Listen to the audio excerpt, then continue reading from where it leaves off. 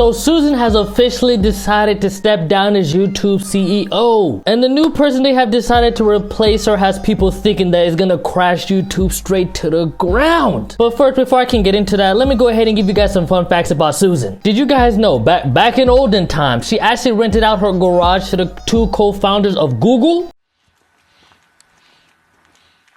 So we're right between that house and this house. We're renting this half of a house.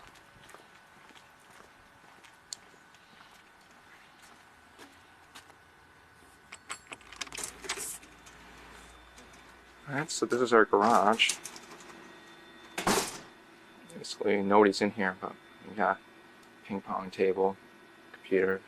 Yes, I know. These two co-founders made a whole office in that garage, and that's where they crafted the Google that we see today. That's where the start of it is. Another one, later on, she became the 16th employee of Google. And one last one, she is one of the reasons why we can't see dislikes. Like literally the whole premise of them removing the dislike button, right, was to protect the creators so they don't see the rate of dislikes they get, right? But guess what? The only people that can see the amount of dislikes a video have is the creator. So I was so mad when they were trying to give this little BS spiel, like we're trying to protect the content creators' mental health. We know it could take a toll seeing all that dislike. Well, you didn't help anything at all because I can still see the dislikes. All right. Let me cool myself down a little bit. Let me stop. Let me not get on a tangent. Susan has been working at Google for almost 25 years, climbing up the ladder to being the CEO, and now she has officially stepped down from the mantle to focus on family and her health, as she says in her letter or her blog post, whatever you want to call it. I'll say real quick to briefly summarize Susan's stint as a CEO. She was basically the Ronnie 2K of YouTube. And what I mean by that, for my 2K people out there, you know when you're in the corner, right? You got Hall of Fame corner specialist, Hall of Fame spot up shooter, Hall of Fame dead eye, right? You're twinning them, throw you the ball in the corner. You wide open for game, and you get a slightly early. You don't get a green, and you know you're released, right? You know you're released. You get a slightly early. You break that jump, and the team gets the ball,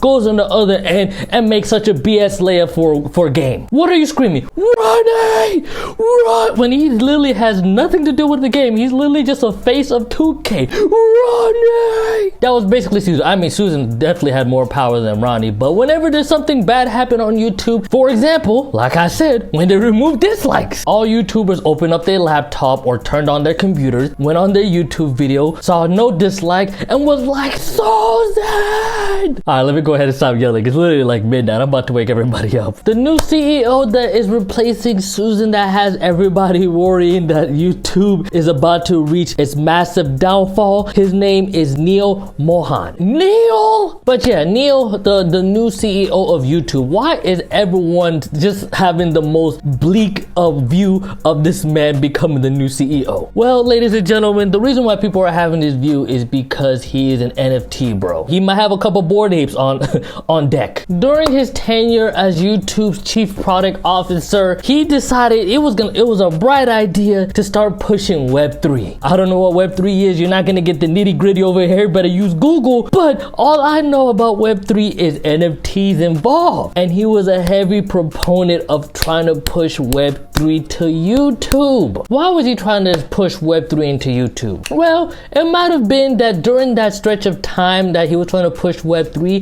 YouTubers were actually selling off their YouTube videos as NFTs. Charlie Bit My Finger, Neon Cat, and you already know these big corporations. When they see money that they not getting, they gotta dig their hands and like, whoa fam, y'all thought y'all was gonna eat without us? So yes, that's what they try to do. That was their push in trying to get some of the qualities YouTubers were getting. Didn't work out very well. So you know when there's NFT involved, you know people are a little skeptical and just kind of view you in a different light. Me, I'm not gonna do that, Neil. I'm gonna give you a chance. Hey, you could probably knock this thing out the park. I'm not gonna prejudge you and say that you're about to start YouTube's downfall. Like I'm not gonna do that to you. All because you were pushing Web3, which is pretty questionable. I'm not gonna lie, that's a questionable thing. But I will say, maybe if you want to get into good graces of people, maybe you should bring back the dislikes. I'm just saying, I'm just throwing it out there for you, man. You know what? No pressure, man. But I'm just saying, man. Everyone everyone will look at you in a different light. People will forget that you was trying to push Web3. If you bring back them dislikes, they're gonna look at you and be like, you know what? He's a pretty cool guy. I like Neil. I like the direction he's taking you to. But me knowing the position that you were in before taking the CEO reins, you were probably one of the people involved in the removal of the dislike. So it would be kind of weird if the second Susan dips out, you're like, all right, bring back the dislikes. I only took them off because Susan wanted to, and I was just trying to butt kiss her. Now she's not here anymore.